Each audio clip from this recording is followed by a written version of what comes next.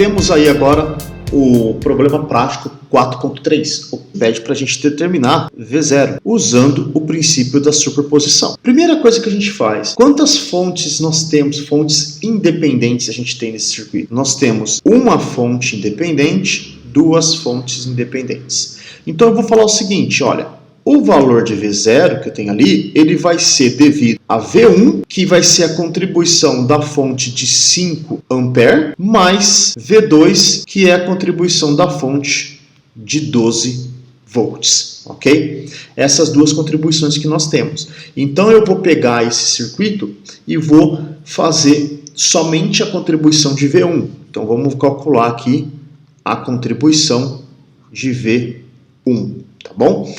O circuito fica da seguinte maneira, nós temos um resistor, certo?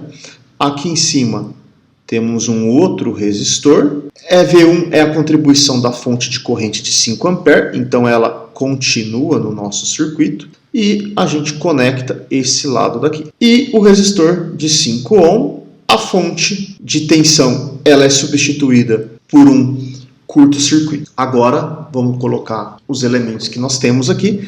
Temos um resistor de 2, temos a tensão V1, que a gente quer calcular, temos um resistor de 3 ohm e um outro resistor de 5 ohm, e aqui a fonte de corrente de 5 ampere, tá bom? O que a gente pode fazer nesse problema aqui?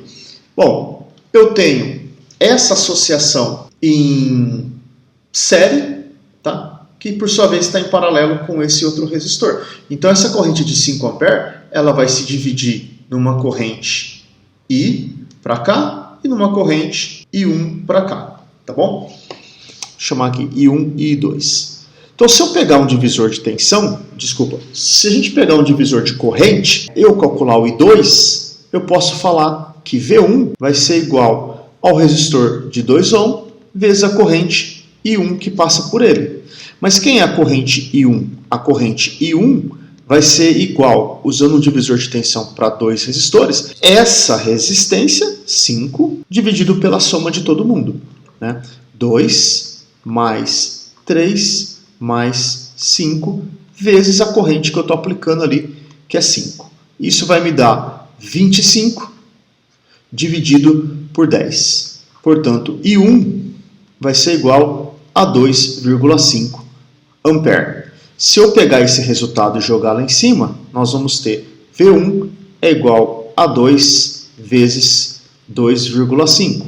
Portanto, V1 é igual a 5 volts. Essa é a contribuição que a fonte de corrente de 5 ampere fornece para o circuito, tá? Mas ainda não terminou, nós precisamos calcular o V2, porque o V2 é a contribuição da fonte de 12 volts. Então vamos redesenhar o circuito. Então olha, repara, esse lado aqui a gente vai substituir por um circuito aberto e este lado de cá a gente mantém no nosso circuito. Então nós vamos ter o resistor aqui de 2 ohm, aqui um outro resistor, aqui fica um circuito aberto, vamos só deixar indicado aqui, mas isso não faz diferença para a gente. Um outro resistor e aqui a fonte de mais menos 12 volts. Vamos colocar os valores. Nós vamos ter sobre esse resistor a tensão V2, tá? O resistor de 2 ohm.